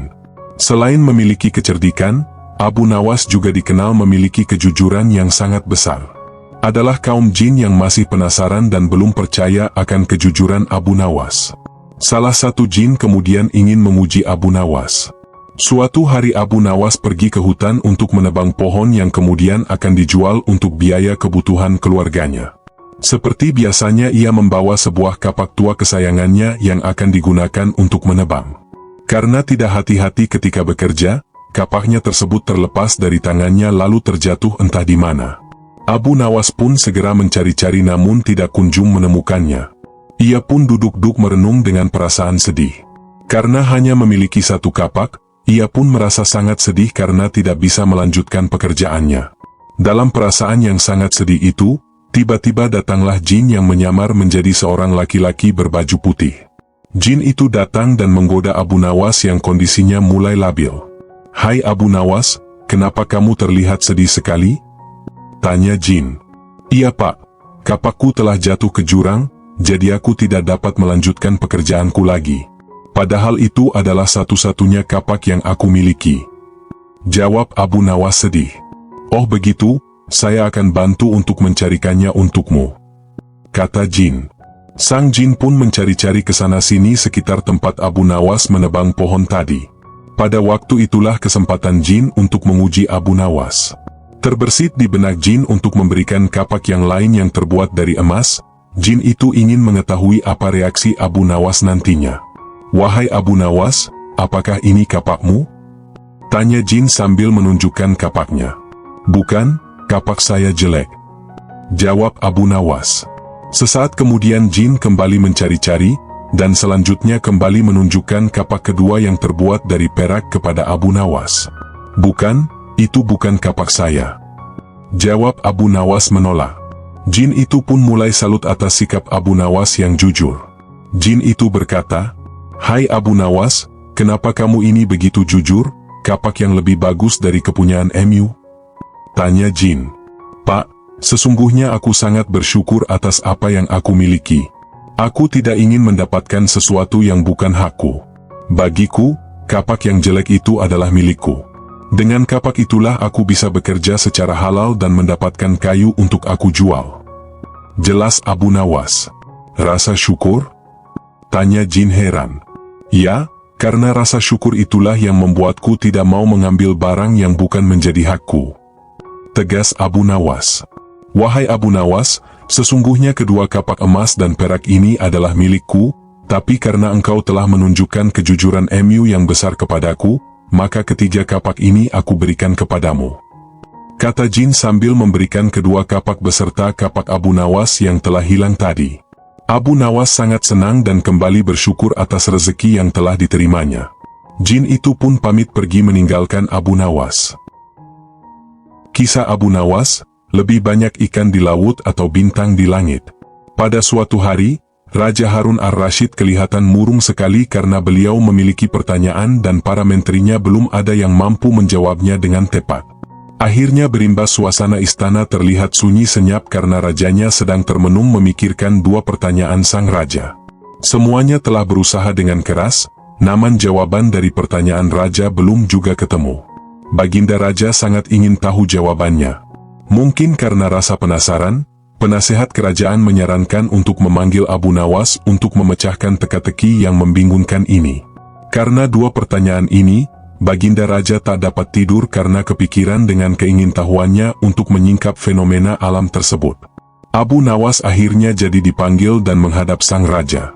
"Tuanku yang mulia, sebenarnya rahasia alam yang manakah yang Paduka maksudkan?" tanya Abu Nawas. "Aku memanggilmu untuk menemukan jawaban dari dua teka-teki yang selama ini menggoda pikiranku," kata raja. "Bolehkah hamba mengetahui dua teka-teki itu, wahai Paduka?" tanya Abu Nawas. "Yang pertama, di manakah sebenarnya batas jagat raya ciptaan Tuhan kita itu?" tanya raja. "Di dalam pikiran wahai Paduka yang mulia," jawab Abu Nawas. "Kenapa bisa begitu?" tanya raja. "Tuanku, ketidakterbatasan itu ada karena adanya keterbatasan. Dan keterbatasan itu ditanamkan oleh Tuhan di dalam otak manusia. Dari itu, manusia tidak akan pernah tahu di mana batas jagat raya ini. Sesuatu yang terbatas tentu tak akan mampu mengukur sesuatu yang tidak terbatas," jelas Abu Nawas. Raja mulai tersenyum karena merasa puas mendengarkan jawaban Abu Nawas yang masuk akal. Kemudian, Baginda melanjutkan dengan teka-teki yang kedua. "Wahai Abu Nawas, manakah yang lebih banyak, bintang-bintang di langit ataukah ikan-ikan di laut?" tanya raja. "Ikan-ikan di laut, Paduka," jawab Abu Nawas. "Bagaimana kamu memutuskan hal tersebut? Apakah kamu pernah menghitungnya?" tanya raja. "Paduka yang mulia, bukankah kita semua tahu bahwa ikan-ikan itu setiap hari ditangkap dalam jumlah yang besar, namun seolah-olah jumlah mereka tak berkurang sama sekali. Sementara bintang-bintang tak pernah diambil, jadi jumlah tetap saja," jelas Abu Nawas. Kisah Abu Nawas, menghitung kematian tahanan. Kisah ini dimulai dengan diadakannya hajatan besar-besaran di negeri 1001 malam. Tersebutlah nama Raja Harun ar-Rasyid yang punya niat untuk merayakan pesta hari jadi kerajaan. Raja berniat untuk merayakan pesta bersama dengan rakyatnya. Dan, hari yang dinanti telah tiba. Rakyat telah berkumpul di depan pendapa kerajaan. Beberapa saat rakyat menunggu, akhirnya sang raja mengeluarkan beberapa patah kata, sambil berdiri. "Wahai rakyatku, dengarkanlah. Aku akan memberikan hadiah kepada fakir miskin. Di hari perayaan ini, aku juga memberi pengampunan bagi para tahanan berupa keringanan hukuman. Mereka yang telah menjalani hukuman penjara, mendapatkan remisi selama setengah dari masa hukuman yang belum ia jalani," seru raja di hadapan rakyat. Rakyat sangat gembira mendengar pengumuman yang langsung disampaikan oleh Baginda tersebut. Sukaria, gelak tawa, dan sendau gurau sambil menyantap makanan dan minuman yang telah disiapkan untuk acara pesta tersebut. Beberapa saat kemudian, acara dilanjutkan dengan pemberian hadiah yang dilaksanakan oleh para pegawai kerajaan. Hadiah diberikan kepada fakir miskin.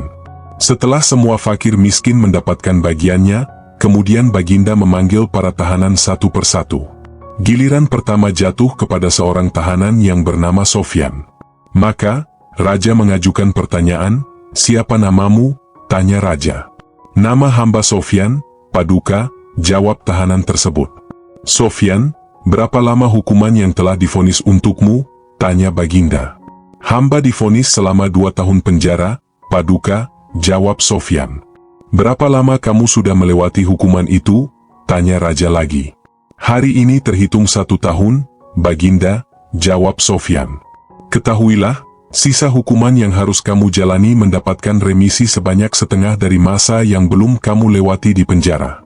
Jadi, kamu hanya menjalani hukuman selama 6 bulan saja di penjara," ucap Raja secara tegas. Selanjutnya, tahanan kedua dipanggil menghadap ke depan. "Dengan panggilan apa aku menyebutmu?" tanya Baginda Raja. "Saya dilahirkan dengan nama Ali, Paduka," jawab tahanan kedua. "Berapa tahun hukuman yang telah dijatuhkan kepadamu, Ali?" tanya Raja. Dengan wajah sendu, haru dan sedih, Ali pun menjawab, Hamba divonis hukuman seumur hidup hamba, Paduka," jawab Ali penuh ratapan. Sontak saja, Raja gelagapan dan bingung untuk memberi keputusan. Dalam kebingungan, Raja segera teringat kepada Abu Nawas yang sangat cerdik. Maka, Abu Nawas pun dipanggil untuk maju ke depan. Tidak begitu lama, Abu Nawas yang ikut hadir di acara itu segera maju ke depan untuk menghampiri Baginda. "Wahai Abu Nawas, aku sebagai raja kalian, harus bertindak adil terhadap keputusanku. Aku harus memberi keringanan hukuman kepada Ali. Namun, bagaimana aku tahu sisa umur Ali? Sekarang, beri aku nasihat terbaikmu. Bagaimana cara mengampuni Ali, terkait sisa masa tahanannya?" tutur Raja. Menghadapi permasalahan ini, Abu Nawas pun ikut bingung. Abu Nawas benar-benar kehilangan akal, kali ini. Ia tidak tahu berapa sisa umur Ali. "Hamba minta tenggat waktu untuk menyelesaikan masalah ini, Tuanku," ucap Abu Nawas pada akhirnya. Raja langsung menyanggupi permintaan Abu Nawas. Raja memberi kesempatan bagi Abu Nawas untuk memikirkan masalah ini. Namun, waktu yang diberikan kepada Abu Nawas tidaklah lama, cuma sehari semalam saja. Esok pagi, Abu Nawas harus mampu memecahkan masalah ini. Gong pun berbunyi sebagai pertanda bahwa pesta hari ini telah usai. Diumumkan kepada rakyat bahwa besok akan ada lagi pesta hari kedua. Maka, rakyat pun bubar untuk pulang ke rumah masing-masing. Tiba di rumahnya, Abu Nawas berpikir sangat keras. Hingga larut malam, ia tidak bisa memejamkan mata. Hingga suatu saat, Abu Nawas pun tersenyum, kemudian memejamkan matanya. Pagi telah tiba. Abu Nawas segera berangkat menuju pendapa istana setelah menyelesaikan sholat subuh. Rakyat telah berkumpul lagi di pendapa istana. Abu Nawas pun maju ke depan untuk menghampiri raja dan tahanannya. "Abu Nawas, apakah sudah ditemukan caranya?" tanya raja kepadanya. "Mudah aja, Tuanku. Bebaskan Ali dari hukuman pada hari ini. Esok hari, penjarakan ia. Lusa dan seterusnya demikian juga. Penjarakan lagi, dan bebaskan lagi selama sehari. Hal ini berlaku sepanjang hayat Ali," tutur Abu Nawas. "Luar biasa, benar sekali engkau. Abu Nawas, karena jasamu kali ini aku akan memberimu hadiah. Pengawal, bawa kemari sekantong keping emas. Berikan kepada Abu Nawas." Perintah Baginda diringi kegembiraan. Setelah pesta bubar, Abu Nawas dan rakyat pulang ke rumah mereka. Abu Nawas pulang membawa sebagian hadiah yang ia terima, karena sebagian telah ia bagikan kepada yang berhak. Kisah Abu Nawas menyadarkan pengemis. Pada suatu ketika, Abu Nawas dikunjungi oleh seorang pengemis laki-laki. Pengemis itu meminta makanan karena sudah lama tidak makan. Namun, Abu Nawas tidak memberikan sesuap nasi atau makanan lainnya yang sangat diharapkan oleh pengemis itu, akan tetapi ia malah mengajukan beberapa pertanyaan semata. kenapa engkau mengemis? Apa engkau tidak mempunyai pekerjaan? Tanya Abu Nawas. Maaf Tuan, saya sudah lama mencari pekerjaan, tapi belum juga ada yang mau menerima saya bekerja, jawab pengemis itu. Lalu apa engkau mau bekerja sekalipun pekerjaan itu berat? Tanya Abu Nawas. Asalkan halal, saya mau Tuan, jawab si pengemis. Akhirnya Abu Nawas mengantarkan pengemis itu menemui sahabatnya, Abu Wardah. Singkat cerita, pengemis itu diminta bekerja untuk mencabut rumput. Ternyata, pengemis itu merupakan seorang pekerja yang sangat rajin dan tangkas. Dalam waktu singkat saja, pekerjaannya pun selesai. Abu Wardah pun sangat kagum dan tergerak hatinya untuk memberikan pekerjaan yang lebih serius. Ia pun meminta pengemis itu untuk memisahkan satu ember kurma menjadi 3 bagian. Yang bagus diletakkan di keranjang pertama, sementara yang lumayan bagus diletakkan di keranjang kedua, dan kurma yang jelek diletakkan di keranjang ketiga. Namun ia lupa tidak memberikan penjelasan kepada pengemis itu tentang perbedaan antara yang baik dan yang buruk. Pada keesokan harinya, Abu Nawas datang ke rumah Abu Wardah untuk menanyakan kabar dari pengemis itu. Ia pun menjelaskan bahwa pengemis itu sangat rajin dan terampil mencabut rumput di ladang sehingga dirinya menyimpulkan bahwa pengemis itu adalah pekerja yang baik. Maka dari itu Abu Wardah memberikan pekerjaan yang lebih serius kepadanya. Sekarang dia bekerja apa? Tanya Abu Nawas. Tadi malam dia saya suruh untuk memisahkan kutma kurma menjadi 3 bagian. Mari kita ke sana untuk melihatnya, yentu sudah selesai pekerjaannya itu, kata Abu Wardah. Tak lama kemudian, keduanya pun sangat terkejut ketika melihat pengemis itu tidur pulas, tidak mengerjakan pekerjaan yang telah diberikan kepadanya. Dengan penuh tanya, Abu Wardah pun membangunkan pengemis itu. Kenapa engkau tidak menyelesaikan pekerjaanmu yang sangat mudah itu? Tanya Abu Wardah. Maaf Tuan, kalau hanya memindahkan kurma, sesungguhnya itu mudah. Yang sulit adalah membuat keputusan mana kurma yang baik, lumayan baik, dan jelek, karena saya tidak diberitahu sebelumnya, jawab pengemis. Sungguh itu tak terpikirkan olehku, kata Abu Wardah. Abu Nawas pun tersenyum melihat kejadian itu. Ia pun menegur Abu Wardah karena Abu Wardah hanya bisa memberikan tugas saja, tapi tidak mengajarinya dengan baik cara melakukannya. Kisah Abu Nawas, diusir dari kota hanya karena mimpi. Al-Kisah. Mimpi buruk yang dialami Baginda Raja Harun al-Rashid tadi malam menyebabkan Abu Nawas diusir dari negeri kelahirannya sendiri. Abu Nawas tidak berdaya. Bagaimanapun ia harus segera menyingkir meninggalkan negerinya tercinta hanya karena mimpi. Masih jelas terngiang-ngiang kata-kata Baginda Raja di telinga Abu Nawas. Tadi malam aku bermimpi bertemu dengan seorang laki-laki tua. Ia mengenakan jubah putih. Ia berkata bahwa negerinya akan ditimpa bencana bila orang yang bernama Abu Nawas masih tetap tinggal di negeri ini. Ia harus diusir dari negeri ini sebab orang itu membawa kesialan. Ia boleh kembali ke negerinya dengan syarat tidak boleh dengan berjalan kaki, berlari, merangkak, melompat-lompat dan menunggang keledai atau binatang tunggangan yang lain. Dengan bekal yang diperkirakan cukup, Abu Nawas mulai meninggalkan rumah dan istrinya. Istri Abu Nawas hanya bisa mengiringi kepergian suaminya dengan derayan air mata. Sudah 2 hari penuh Abu Nawas mengendarai keledainya. Bekal yang dibawanya mulai menipis. Abu Nawas tidak terlalu meresapi pengusiran dirinya dengan kesedihan yang terlalu mendalam. Sebaliknya Abu Nawas merasa bertambah yakin bahwa Tuhan Yang Maha Perkasa akan segera menolong keluar dari kesulitan yang sedang melilit pikirannya. Bukankah tiada seorang teman pun yang lebih baik daripada Allah Subhanahu wa Ta'ala dalam saat-saat seperti itu? Setelah beberapa hari Abu Nawas berada di negeri orang, ia mulai diserang rasa rindu yang menyayat-nyayat hatinya yang paling dalam. Rasa rindu itu makin lama makin menderu-deru seperti dinginnya jam harir. Sulit untuk dibendung. Memang, tak ada jalan keluar yang lebih baik daripada berpikir. Tetapi dengan akal apakah ia harus melepaskan diri? Begitu tanya Abu Nawas dalam hati. Apakah aku akan meminta bantuan orang lain dengan cara menggendongku dari negeri ini sampai ke istana Baginda? Tidak akan ada seorang pun yang sanggup melakukannya. Aku harus bisa menolong diriku sendiri tanpa melibatkan orang lain. Pada hari ke-19 Abu Nawas menemukan cara lain yang tidak termasuk larangan Baginda Raja Harun al-Rashid. Setelah segala sesuatunya dipersiapkan, Abu Nawas berangkat, menuju ke negerinya sendiri. Perasaan rindu dan senang menggumpal menjadi satu. Kerinduan yang selama ia melecut-lecut semakin menggila karena Abu Nawas tahu sudah semakin dekat dengan kampung halaman. Mengetahui Abu Nawas bisa pulang kembali, penduduk negeri gembira. Desas-desus tentang kembalinya Abu Nawas segera menyebar secepat bau semerbak bunga yang menyerbu hidung. Kabar kepulangan Abu Nawas juga sampai ke telinga Baginda Harun al-Rashid. Baginda juga merasa gembira mendengar berita itu, tetapi dengan alasan yang sama sekali berbeda. Rakyat gembira melihat Abu Nawas pulang kembali, karena mereka mencintainya.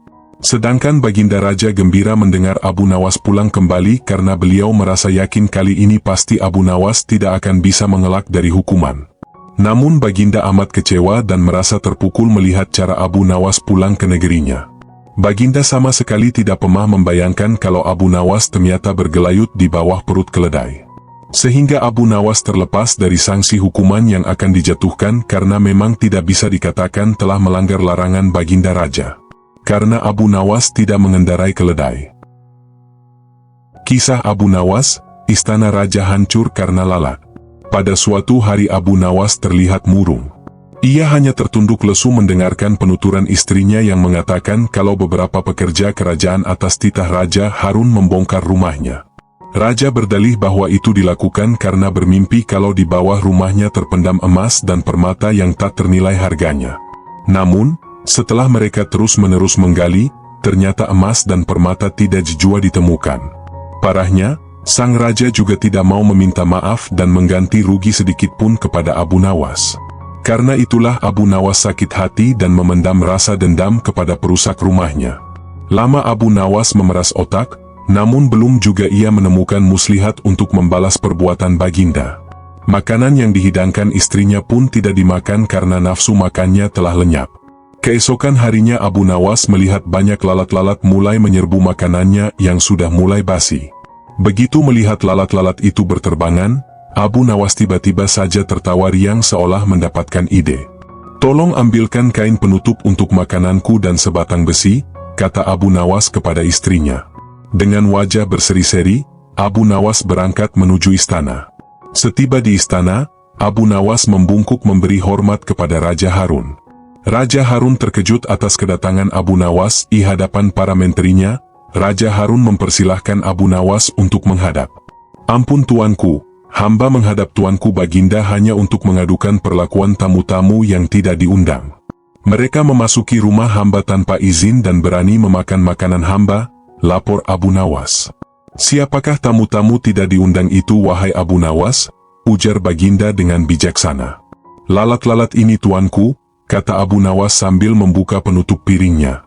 "Kepada siapa lagi kalau bukan kepada paduka junjungan hamba mengadukan perlakuan yang tidak adil ini," ujar Abu Nawas sekali lagi. "Lalu, keadilan yang bagaimana yang engkau inginkan dariku?" respon Raja Harun. "Hamba hanya menginginkan izin tertulis dari Baginda sendiri, agar hamba bisa dengan leluasa menghukum lalat-lalat yang nakal itu," kata Abu Nawas memulai muslihatnya. Ia memukul lalat-lalat itu dimanapun mereka hinggap. Setelah mendapat izin tertulis itu, Abu Nawas mulai mengusir lalat-lalat di piringnya, hingga mereka terbang dan hinggap di sana-sini. Dengan menggunakan tongkat besi yang dibawa dari rumah, Abu Nawas mengejar dan memukuli lalat-lalat itu. Ketika hinggap di kaca, Abu Nawas dengan tenang dan leluasa memukul kaca itu hingga pecah. Kemudian vas bunga nan indah juga ikut terkena pukul dan pecah. Akhirnya hanya dalam beberapa menit saja seluruh perabot istana hancur berkeping-keping. Raja Harun tidak bisa berbuat apa-apa kecuali menyadari kekeliruannya yang telah dilakukan terhadap Abu Nawas dan keluarganya. Dan setelah merasa puas, Abu Nawas mohon diri. Barang-barang kesayangan Raja Harun banyak yang hancur. Bukan cuma itu saja, Raja juga menanggung rasa malu. Kini dia sadar betapa kelirunya telah berbuat semena-mena kepada Abu Nawas. Kisah Abu Nawas, menghitung bulu seekor keledai. Pada suatu hari, ada 3 orang bijak yang pergi berkeliling negeri untuk mendapatkan jawaban atas pertanyaan yang mendesak. Suatu hari, sampailah mereka di desa Abu Nawas. Ketiga orang itu sudah terkenal pintar dan licik. Untuk menghadapi ketiga orang ini, penduduk desa itu menyodorkan Abu Nawas untuk mengadu kepintarannya. Sebagai wakil orang, orang yang bijak di desa tersebut, Abu Nawas dipaksa berhadapan dengan 3 orang bijak itu dan keinginan penduduk disetujui oleh pemimpin desa tersebut. Kalau begitu, besok di lapangan bola kita adu ketangkasan antara Abu Nawas dan ketiga orang itu, ucap pemimpin desa itu dengan suara keras. Setelah waktu yang ditentukan tiba, maka berkumpullah penduduk setempat di lapangan bola. Untuk menghormati tamunya, maka pemimpin kampung itu memutuskan ketiga orang itu untuk bertanya dulu kepada Abu Nawas. Sebagai rasa hormat kami, maka kalian bertiga terlebih dahulu diberi kesempatan untuk bertanya kepada Abu Nawas, ucap kepala kampung. Mendapat kesempatan itu, tentu saja ketiga orang ini senangnya bukan main. Maka dengan sombongnya, bertanyalah orang bijak pertama kepada Abu Nawas. Di mana sebenarnya pusat bumi ini, wahai Abu Nawas yang tolol? Tampaknya pertanyaan itu dianggap ringan oleh Abu Nawas. Abu Nawas dengan tersenyum menjawab, tepat di bawah telapak kaki saya, saudara yang budiman. Jawaban Abu Nawas itu membuat orang bijak kedua tidak terima.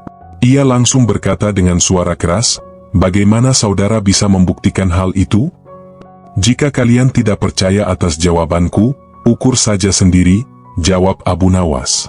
Tampaknya jawaban itu telah membuat orang bijak pertama ini tertegun dan hanya bisa diam saja.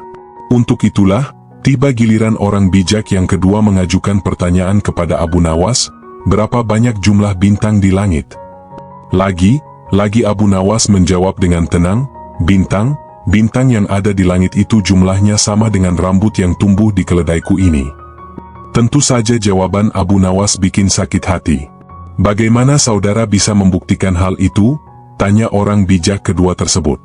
Nah, kalau tidak percaya, hitung saja rambut yang ada di keledai itu, nanti Anda akan tahu kebenarannya, jawab Abu Nawas. Itu si bodoh, akalan. Bagaimana orang bisa menghitung bulu keledai? Tanya orang bijak kedua. Abu Nawas pun menjawab, nah, kalau aku bodoh bicara, berarti saudara juga bodoh alias dungu. Bagaimana orang bisa menghitung bintang di langit? Mendengar jawaban itu, si bijak kedua itu pun tidak bisa melanjutkan. Sekarang tampillah orang bijak ketiga yang katanya paling bijak di antara yang lain. Ia memang agak terganggu oleh kecerdikan Abu Nawas dan dengan ketus bertanya, tampaknya saudara tahu banyak mengenai keledai, tapi coba saudara katakan kepadaku, berapa jumlah bulu yang ada di ekor keledai itu? Aku tahu jumlahnya. Jumlah bulu yang ada di ekor keledaiku ini sama dengan jumlah rambut di jenggot saudara, jawab Abu Nawas dengan santai. Bagaimana saudara bisa membuktikan hal itu? Tanya si bijak ketiga tersebut. Oh, itu mudah. Begini, saudara mencabut selembar bulu dari ekor keledaiku, dan kemudian akan aku cabut sehelai rambut dari jenggot saudara. Nah, kalau sama, maka apa yang aku katakan itu benar. Kalau tidak, berarti saya keliru, jawab Abu Nawas. Tentu saja orang bijak yang ketiga itu tidak mau menerima cara menghitung tersebut. Kemudian orang desa mengatakan bahwa ternyata Abu Nawas adalah orang yang paling bijak di antara ketiga orang bijak itu. Kisah Abu Nawas, cara cerdik menangkap pencuri. Suatu hari ada seorang pencuri yang sangat lihai di kota tersebut sehingga sering membuat cemas dan gusar penduduknya. Berbagai cara telah ditempuh untuk dapat menangkapnya, namun nihil. Tak ada hasil sama sekali, sang pencuri tetap saja tidak dapat ditemukan. Tentu saja hal ini semakin membuat khawatir penduduk di sana. Sampai suatu ketika ada salah satu saudagar kaya yang mengadakan sayembara untuk menangkap pencuri tersebut. Sebelumnya, saudagar tersebut telah kehilangan hartanya akibat dicuri. Saudagar itu berjanji akan memberikan seluruh harta yang telah dicuri darinya bagi siapa saja yang berhasil menemukan pencurinya. Sebab, saudagar kaya itu merasa penasaran sebenarnya siapa pencuri yang begitu lihai mencuri di kota tersebut. Begitu sayembara ini diumumkan tentu saja sangat banyak penduduk yang berpartisipasi, bagaimana tidak hadiah yang ditawarkan begitu menarik perhatian mereka. Namun apa yang terjadi? Tetap saja tidak ada yang mampu menangkap pencuri itu. Sampai akhirnya sang hakim memutuskan untuk meminta bantuan kepada Abu Nawas yang dikenal memiliki kecerdikan dan kesaktian yang luar biasa. Mendengar berita tersebut, tentu saja membuat si pencuri menjadi takut dan khawatir. Dia sempat berpikir untuk kabur melarikan diri ke kota lain. Namun, dia abaikan pikiran kabur itu. Sebab, melarikan diri hanya akan membuat penyamarannya terbongkar dan membuat sulit untuk mencuri di kota itu lagi. Tak lama, sepulangnya Abu Nawas dari sebuah perjalanan, dia memutuskan untuk mengumpulkan seluruh penduduk di sebuah lapangan kota yang cukup besar. Kemudian dia berkata dengan lantang, "Wahai para penduduk kota, kali ini aku akan memberikan kalian masing-masing sebuah tongkat sakti yang telah aku beri mantra. Tongkat ini harus kalian kembalikan kepadaku besok pagi di pengadilan kota. Ketahuilah bahwa tongkat ini akan bertambah panjang 1 jari kelingking ketika dipegang oleh pencuri. Dan bagi yang tongkatnya berubah bertambah panjang 1 kelingking maka dia akan mengalami kejadian seperti ini." Abu Nawas kemudian mengangkat tongkatnya dan mengarahkannya ke sebuah pohon kelapa besar di belakangnya.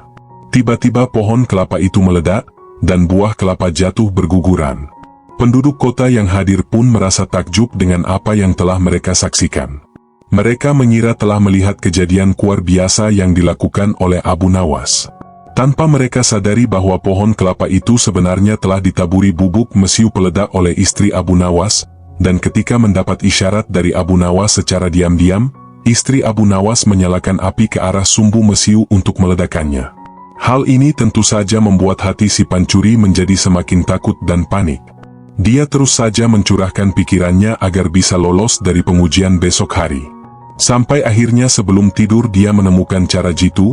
Dia berpikir bagaimana caranya agar tongkat itu tidak bertambah panjang ketika dia pegang besok hari. Dia memutuskan untuk memotong tongkatnya sepanjang 1 jari kelingking, agar ketika esok hari tongkat tersebut bertambah panjang akan tetap sama ukurannya dengan tongkat yang lain. Dengan demikian si pencuri dapat bernafas dengan lega. Sebab dia berpikir telah menemukan cara tepat untuk mengelabui Abu Nawas.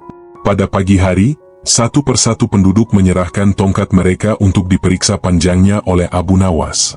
Tentu saja, itu bukan menjadi masalah besar lagi pikir si pencuri. Dengan tenang dia menyerahkan tongkatnya kepada Abu Nawas. Kemudian setelah menyerahkannya dengan percaya diri dan senyum yang mengembang di wajahnya dia pergi. Namun apa yang terjadi? Abu Nawas seketika menyuruh penjaga untuk menangkapnya. Abu Nawas tahu bahwa orang itu adalah pencurinya karena tongkatnya berkurang panjangnya sepanjang 1 kelingking. Tentu saja itu adalah trik cerdik yang Abu Nawas lakukan untuk menjebak si pencuri. Bagaimana bisa dia membuat tongkat bertambah panjang ketika dipegang oleh si pencuri? Tidak mungkin kan? Itu hanya sebuah trik yang Abu Nawas gunakan. Si pencuri pun akhirnya diadili dan dihukum sesuai dengan peraturan yang ada. Abu Nawas yang cerdik berhak mendapatkan seluruh barang curian tersebut. Namun, karena kebijaksanaannya Abu Nawas menyerahkan sebagian harta curian itu kepada keluarga si pencuri dan sebagian lagi dia gunakan untuk dirinya dan untuk dibagikan juga kepada orang yang membutuhkan di sekitarnya. Kisah Abu Nawas, sayembara memindahkan masjid. Suatu hari Raja Harun al-Rashid berbicara di depan rakyatnya, "Setelah menghadiri sholat Jumat besok kalian jangan pulang ke rumah, saya akan membuat pengumuman yang sangat penting." Orang-orang yang hadir pun saling kasakusuk mencari tahu pengumuman apa yang akan diberikan oleh Raja Harun al-Rashid. Kegaduhan terjadi hingga akhirnya Raja Harun al-Rashid melanjutkan pengumumannya. "Tempat di sekitar masjid kita ini sudah sangat ribut. Jadi saya akan memindahkan masjid kita ke lokasi lain. Siapapun yang dapat memindahkan masjid ini akan saya beri hadiah sekarung emas." Tak seorang pun yang mengajukan dirinya menyanggupi permintaan Baginda Raja, hingga Raja mengulangi pengumumannya beberapa kali. Harun al-Rashid memandang para rakyat yang datang. Ia menyisir mereka dengan matanya. Hingga akhirnya pandangannya terhenti pada sosok yang ia cari-cari. "Abu Nawas, bagaimana denganmu?" tanya Raja Harun al-Rashid. Abu Nawas terkejut, tapi akhirnya ia menjawab, "Saya akan memindahkan masjid, tapi saya punya satu syarat, Baginda." "Apa itu?" "Katakanlah," jawab Baginda Raja. "Sebelum saya memindahkan masjid ini Jumat depan, Baginda harus mengadakan pesta makan untuk kami," terang Abu Nawas. Semua orang yang hadir terdiam. Mereka heran dan berpikir bagaimana bisa Abu Nawas menerima permintaan Baginda Raja Harun al-Rashid untuk memindahkan masjid ini. Mereka tidak bisa membayangkan bagaimana bisa seorang pria dapat mengangkat dan membawa sebuah masjid besar dari satu tempat ke tempat lainnya. Hari yang ditunggu pun datang. Semua orang berkumpul di depan masjid. Mereka baru selesai menunaikan sholat Jumat. Mereka lalu mengikuti pesta yang menjadi syarat Abu Nawas itu. Selesai pesta dilakukan, mereka yang hadir menanti apa yang akan dilakukan Abu Nawas. Abu Nawas, kini saatnya kau melakukan pekerjaanmu, kata Raja Harun al-Rashid. Kalian semua akan menyaksikan sesuatu yang luar biasa hari ini. Abu Nawas akan memindahkan masjid ke tempat yang baru, kata Raja Harun al-Rashid. Baik Baginda, masjid ini akan saya pikul di pundak saya, kata Abu Nawas. Orang-orang yang hadir pun terdiam, mereka menanti dengan penasaran apa yang akan dilakukan Abu Nawas. Abu Nawas melangkah ke depan, menuju orang-orang yang ada di hadapannya. Dia berhenti, membungkuk, mengangkat celana panjangnya kemudian menggulung lengan kemejanya, lalu dia berjalan ke masjid. Ratusan orang, termasuk Baginda Raja Harun al-Rashid, mengikutinya. Ketika Abu Nawas sampai di sisi masjid, dia berhenti dan bergumam tanpa suara. Abu Nawas lalu berjalan lagi mendatangi orang-orang yang mengelilinginya dan berkata, "Saudara-saudaraku, biasanya ketika saya membawa sesuatu yang berat, saya akan meminta seseorang untuk meletakkannya di atas pundakku. Masjid ini sangat berat, jadi tolong bantu saya untuk mengangkat dan meletakkannya di atas pundakku."